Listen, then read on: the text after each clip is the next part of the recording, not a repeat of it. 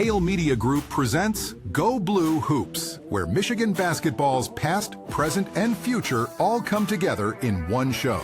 Hosted by former Wolverine great, 10-year NBA veteran, and longtime ESPN and NBC college basketball analyst Tim McCormick. Each episode goes beyond the box scores, from championship memories and recruiting stories to sharp breakdowns of the season ahead. Insight, legacy. Michigan basketball. This is Go Blue Hoops. This is a great time to welcome you to a special edition of the Go Blue Hoops podcast, episode number 17. Man, it's going fast. There's way too much to talk about with the Purdue knockoff and then Duke coming this weekend to not get together and talk about it. The top matchup in the entire college basketball season is this Saturday. Number 1 Michigan against number 3 Duke. What makes this so special? College game day is going to be there. It's in the nation's capital. Two very similar blue blood type teams. I heard that courtside seats are going for $10,000. Head to head, you've got a lot of star power. And so what we're going to do today on our special episode is we are going to, first of all, break down Purdue, and then we're going to have our Michigan man interview with my favorite player in the entire Big Ten, big man, stud, Morez Johnson, having an amazing year. I know you're going to really enjoy that a great deal. And then after that, we've got to talk about Michigan and Duke, game keys, key matchups, everything that you would want. Okay. So Michigan beats the Boilers. Here we go, guys. 91-80. Are you still smiling like I am? Michigan's defense was sensational, especially in the first half.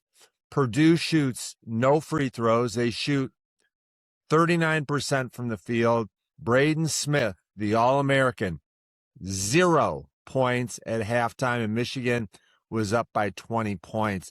How'd they do it? Michigan dominated the offensive glass. Their three-point shooting was exceptional.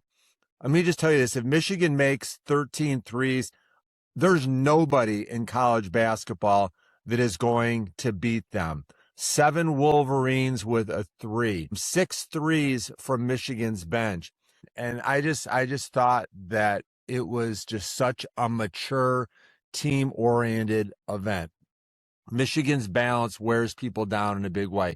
9 played, 9 scored. Michigan won the point guard battle against Braden Smith. Cadeau and Cason combined for 30 points, 9 assists. They made 8 of their 9 free throws. Their defense was solid. That was a huge game key going in, and those two guys stepped up really big. The number one sign that we've talked about all year that Michigan is playing good ball are their assist totals. They had 30 baskets, 24 assists. Look, when you want to judge how Michigan has played, grab the box score, just go right to assists. That will tell you everything that you need to know. Michigan's bench, once again, was high impact. They really stepped forward and made Michigan better. When you go to your bench, you want to have a chance to elevate, and Michigan definitely did that. Trey McKenney, he's got star written all over him. Once again, he's not getting a ton of shots. He's not the featured weapon. If Trey McKenney is like your 4th, 5th, or 6th option, you've got a darn good team. He was 3 for 4 from 3, and I can just sit back and watch him learning to lead. He's surrounded by strong, tough, mature veterans. And here's the progression you're going to see. His ball handling is going to go up. He's going to play more of the point guard role. Look, no question, he's a 2 or a 3. But to have a wing that can initiate the offense is great. Next year, he's going to average 15-plus points per game. The year after that, you're going to be buying tickets in the NBA to watch him play. That's where his career trajectory is going. Great job by Trey McKenney. Closing thoughts on the Michigan beatdown of the Boilers. Dusty May was brilliant. He is so poised and under control, and his team plays how he does. The handling of the Yaxel Lendeborg viral video where he was berating and belittling Purdue, I've got to be honest, when I first saw it, I was disgusted by it. I thought it was selfish. I didn't know why in the world he would say those things. And then all of a sudden, the way that Dusty handled it made me feel so much better immediately. He said that the reason that Yaxel came to Michigan is he wanted to learn how to be a pro. He talked about the fact that he feels like he let little kids down by using that language, that Wolverine Nation, he let them down by not handling his business. And Dusty May was so poised and so under control, and he made it seem like this is just a learning lesson. It's part of the reason you go to college. I thought it was spectacular the way he handled it. Also, Dusty pitched a shutout defensively. His adjustments were so good. They went straight up D against Braden Smith. Like, he's a really good player. I loved the 10 or 12 possessions that Yaxel was covering him. The drop coverage using Aday Mara was fantastic. It was one of the best defensive performances Michigan had all year. Yaxel and Morez Johnson are two of the very best big men defensive players. They can cover anybody out there. Also, against Trey Kaufman-Renn, that guy is a macho ball player. Like, I really like him a lot. He's physical, he's tough, he's strong, he's a stud. He had 27 points. That's great. But the key number is 26. He took 26 shots to get his number. 27 points on 26 shots is not great. Michigan won that battle because everybody was standing around watching Trey Kaufman-Renn. 2 dribbles, 3, 4, 5, jump hook. That really took a lot of his teammates out of the offensive game plan. For the game, Purdue shoots 39%, and the defense was the key on why Michigan won that game. And now they have a chance to really put this Big Ten race to bed and bring it home to Ann Arbor. Great job beating the Boilers. Hey, everybody. Welcome to the Michigan Man interview on the Go Blue Hoops podcast. And, man, we have a special guest for you. It's Michigan star Morez Johnson Jr., massive star power, all Big Ten standout, and all-American defensive player. So efficient. He plays exactly like the Detroit Pistons' Isaiah Stewart, and so much more. Rez, thanks for joining us today. Of course. Thanks for having me on here. Thanks for all the kind words. Appreciate it. Yeah, you guys are having an amazing season. We're all proud and excited. Did you expect this fast start, and did you get to a certain point where you thought, man, this could really be special this year? I always thought we was gonna be really good as a team, but I didn't expect us to have like only one loss this year. I thought we'd have like probably 3 or 4 or something like that.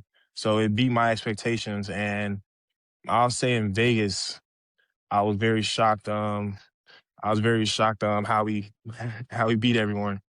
I was at practice today, and man, you guys play so hard. The practices are always competitive. How do you think this helps the team in terms of preparing for the games? I think it helps us a lot, especially since we have like a deep roster. So in practice, we're not just playing against the managers or anything like that. We're playing against some talented athletes that could start somewhere else. So I think that helped us a lot because we get in-game reps and practice, and that's like it's going to translate great for everyone. Going to iron sharpen iron. In practice today, you nailed both of your threes in the scrimmage. Last year at Illinois, you had 0 threes. You've already got 5. Do you think there's a time in the future where you might be a face-up 4 knocking these down on a consistent basis? Yeah, of course, one day when that role is there for me, especially on this team, I don't think I need to focus on any of that here at Michigan because of the team we have. I agree, and your shot looks great. You and I first met at the Top 100 camp, and I thought you were the toughest guy there, the hardest playing guy in the whole camp. Have you always been such a physical presence, or is that something that over the course of time you had to develop? Nah, I believe I always play with the physical presence I have. I don't know. I just always play like that. I don't know what started it or anything like that, but that's how I always played. So you're part of the top trio of big men in all of college basketball with Yax and Mara. Um, when you left Illinois, at any point did you have any concerns that, and include Will Cheddar there, that there were just too many guys at the 4 and 5, or did Dusty let you know the plan right off the bat? Dusty let me know the plan right off back. He already had it planned out, and all we had to do was execute it when the team got together. When you and I spoke around Christmas, you shared that during the transfer portal recruiting process, that most of the coaches were just going on Zooms and telling you about their program. Dusty did an in-face, and that made an impact on you. What was that message like, and how did that make you feel different than the other coaches did? Just him coming out to Chicago to see me, that separated him from all the other coaches and programs that wanted me, just by showing up, coming there to see me in person. Um, and then he had everything planned out, executed, and Coach Mike was there too. Keem came.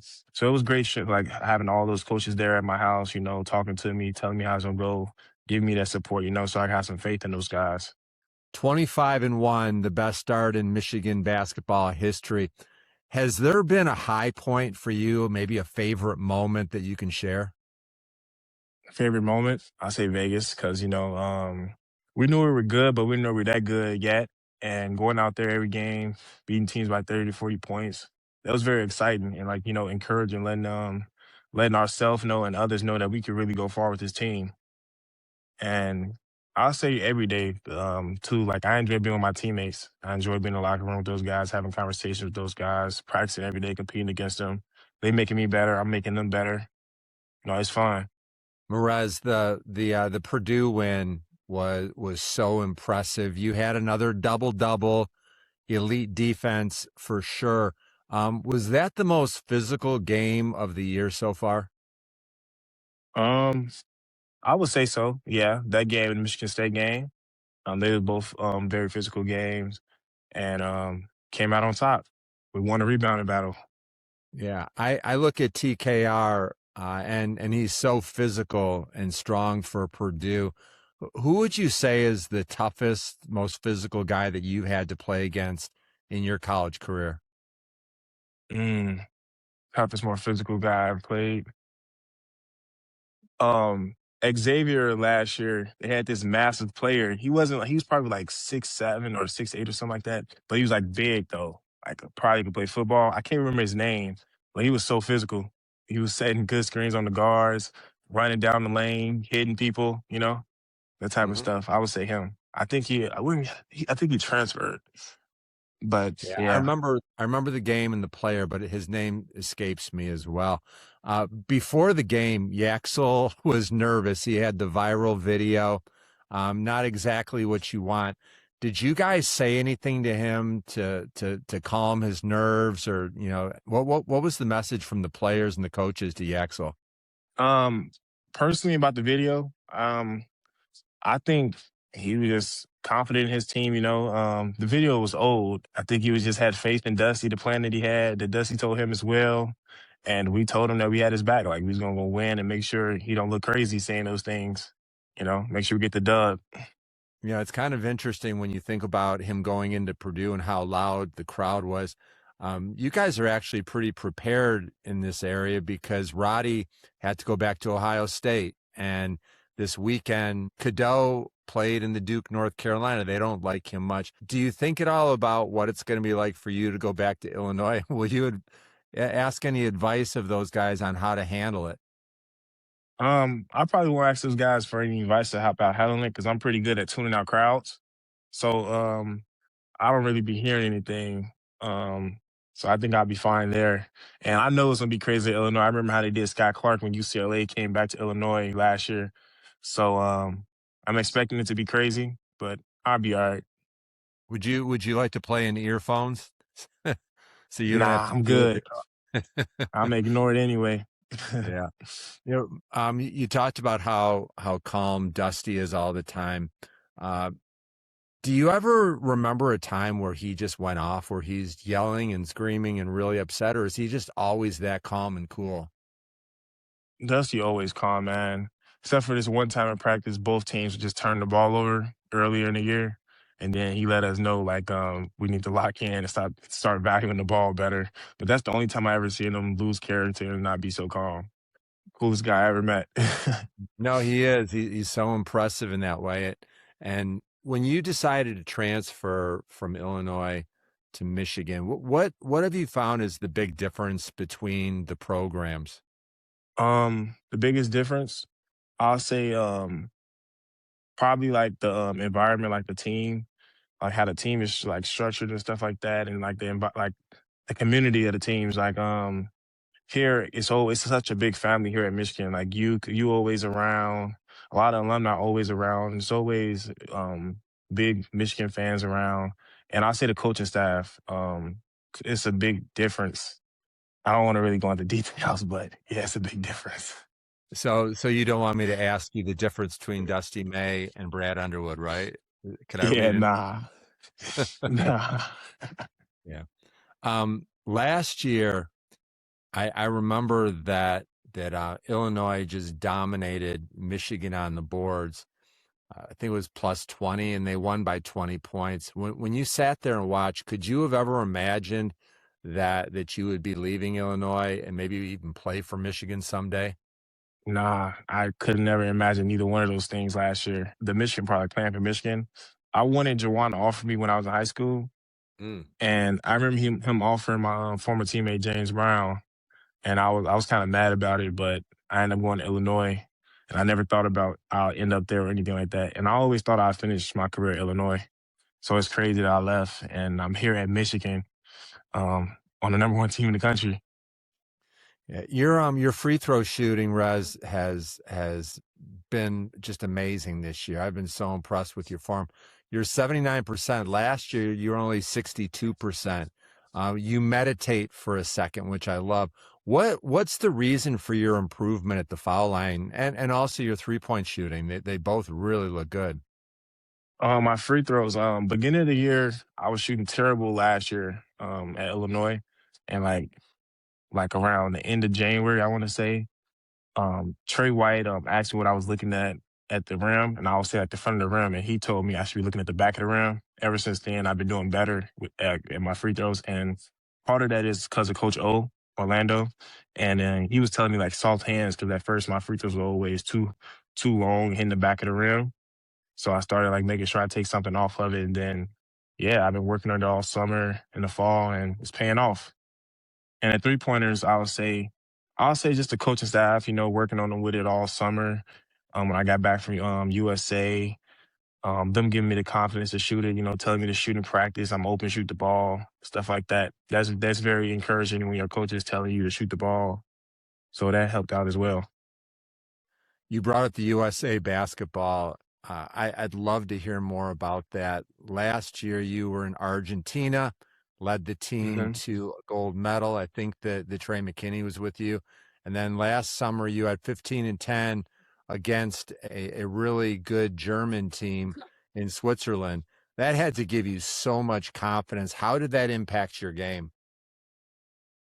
Yeah, first off, USA was so much fun. It was an honor to play with those guys. I'm grateful for that experience. Being able to learn from those guys, AJ, Michael, Daniel, all those people. And how did it affect my game when I got back? Just having like I was competing against those guys in practice, doing good. So when you're doing it against those type of high level players, to give you like a boost of confidence. So coming back here, it like just gave me a little boost of confidence. I'm always a confident person, but gave me a little bit more. Rez, what was the travel like? Was it so super intense? Did you get a chance to walk around and do some sightseeing? Um, a little bit, nothing too crazy. I think we had a day off where we was able to go visit, like walk around, see the city and stuff like that. But most of the time we just in our rooms, eating lunch together, talking, texting each other, spending time with the team. Which did you like better, Argentina or Switzerland? Switzerland for sure. The people are so much more friendlier in Switzerland. So I wanted to ask you a little bit about your dad.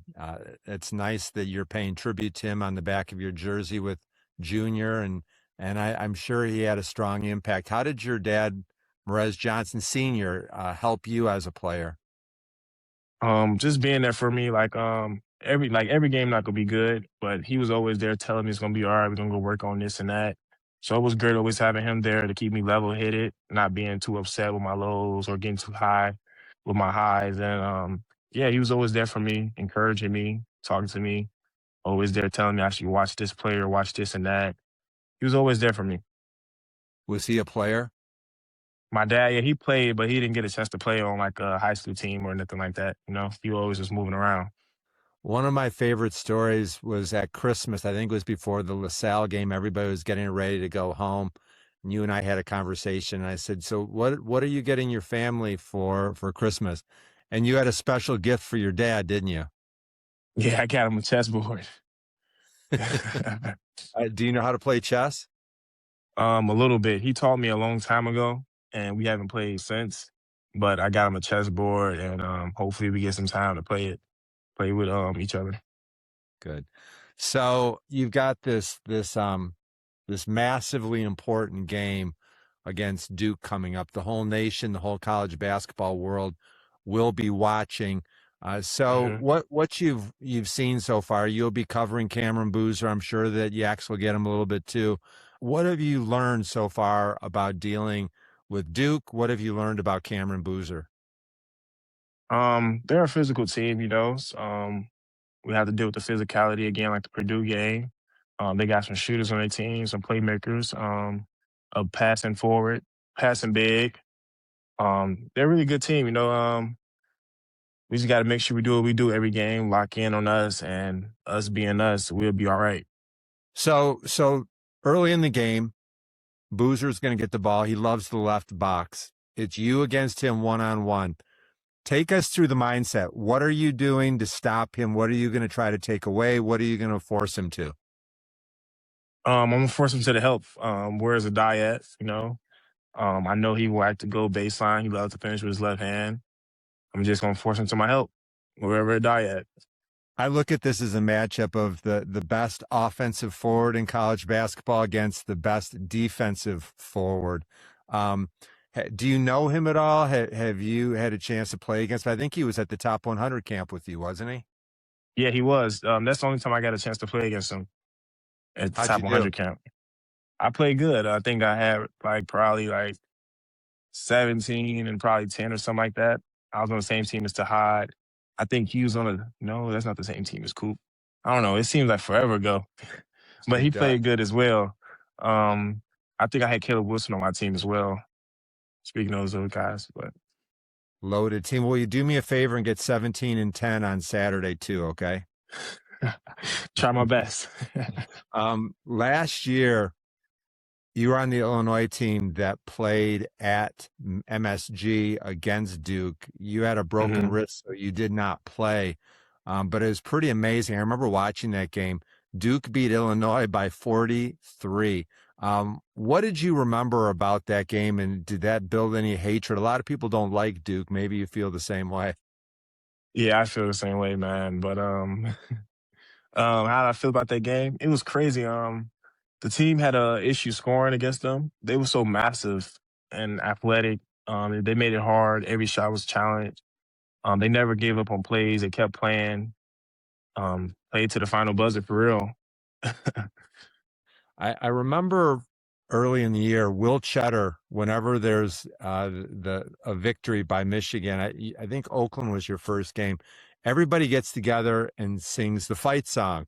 And hmm I was just wondering, like, you had never sang the fight song before. Do you remember, did you know the words to the Michigan fight song after the first game?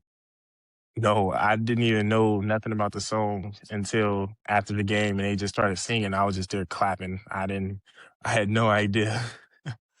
And then afterwards, I'm like, can y'all send this to me? They never sent it to me either. I had to learn the song throughout all our victories. I won't ask you to sing it, but do you know the song now? Yeah, I know majority of it. A few more questions. When Dusty May does his post-game interview with Bill Raftery or whoever, you're always directly behind him. You're like a monument or a statue with your arms folded. How did that start, and what message are you guys trying to send? Um, how did it start? I really don't know. I think I was messing around with Oscar the first time I did it, and I just been doing it ever since. I bump into some fans, and they'll be like, "Yeah, you got to keep doing it." I love the after the game, I had the interview or whatever. So I just been doing it ever since then. I agree with that fan. I love it. Keep going. Um, a couple of other questions that I thought would be fun. We have our quick hitter, fast break type questions, short questions, short answers. When was the first time that you ever dunked a basketball? I'll say going into seventh grade, going into eighth grade. My wrist was broke, and I tried to dunk one day at the gym, and I dunked. First clean dunk. Uh-huh. When you're done with basketball, what would you say you want to do as a next career? That's a good question. I'm still trying to figure that out now. But I'll say I'll probably get into coaching or something like that. Most You're, likely. cer- you're certainly getting a good education from your staff. Um, who's the funniest guy on your team? Um, I'll say LJ or Yax. Who thinks they're the funniest, but they're not? Mm, I'll say probably Harrison. Gotcha. Okay, I'm going to ask him about that then. Wide open three. Who's the best shooter on your team? Who do you want to take the shot? Wide open three, best shooter on the team. Namar. Good. I agree with that. Why do you wear 21? Great question. My dad's birthday is June 7th. My mom's birthday is October 7th. And my favorite number is 7. And 3 sevens is good luck. 3 times 7 is 21. That's how I got 21. Good. Very good. What's the most points you ever scored in a game at any level? I think it was 40 in like 7th grade or something like that. That's a ton of points, especially 7th grade. They play such short games. Yeah. Do you follow the NBA at all? Who's your favorite team and favorite player? I watched it a little bit. I don't think I have a favorite team, but I keep up with the Bulls a lot. So I would say Bulls. I keep up with them. I don't get a chance to watch them here because the channel not on my Hulu. So I watch a lot of the Pistons and stuff like that. But I say my favorite team is the Bulls. And then, well, Bam. Bam is my favorite player. Bam and Giannis. Those are good. Those are really good. And watch Isaiah Stewart too. You guys defend, rebound, toughness, all of that stuff. Love it. Has your Michigan experience lived up to all of your expectations? Yes, it's better. It's way better than my expectations. Yeah, that makes me happy to hear. Morez Johnson, my favorite player in the entire Big Ten. I love your approach. I love your game. And I want you to get that ring, okay? Of course. Thank you. Thanks for having me. All right, great talking to you. And for all the Michigan fans out there, the Go Blue Hoops podcast, we're at Hale Media Group, and we want you to subscribe. We want you to tell your friends about us and keep rooting for this amazing Michigan team. Go Blue, Rez. Go Blue. All right, Morez, thank you so much. And go out there and beat Duke for us, okay? Let's talk a little bit about Duke versus Michigan and why it's the national game of the year. You've got two probable, almost certain number one seeds. If you look at the resumes, you can make an argument that Michigan and Duke are the best two teams in the country. You've got them head-to-head, plenty of star power, featuring player of the year, Cam Boozer. You may remember his dad, Carlos Boozer, who played at Duke, an absolute legend, loved his game. And also Carlos's other son, Caden Boozer, is a 6th, 7th, 8th man for Duke off the bench. Actually, Caden's playing some good ball. He had 12 in their last two contests off the bench against Clemson and against Syracuse. This is the first time that Michigan and Duke have played in 13 years. This needs to be on the schedule, okay? Because this is a fantastic matchup. It's the first time that Michigan has played at Capital One Arena in D.C. since the airplane crash. You remember that? And then Michigan won the Big Ten championship. So there's some history there. What else? College game day will be there. 2 blue bloods. Everybody is going to be watching. Also think it's kind of interesting that I said these are 2 probable number 1 seeds. Who are the other 2 number 1 seeds? Well, that would be right now Arizona and Houston. This is a huge day in college basketball. We're going to learn so much because Arizona and Houston on ABC are probably the other number 1 seeds right now, okay? So what does the matchup look like? You've got 2 high-scoring, fast-paced teams. Michigan has more weapons.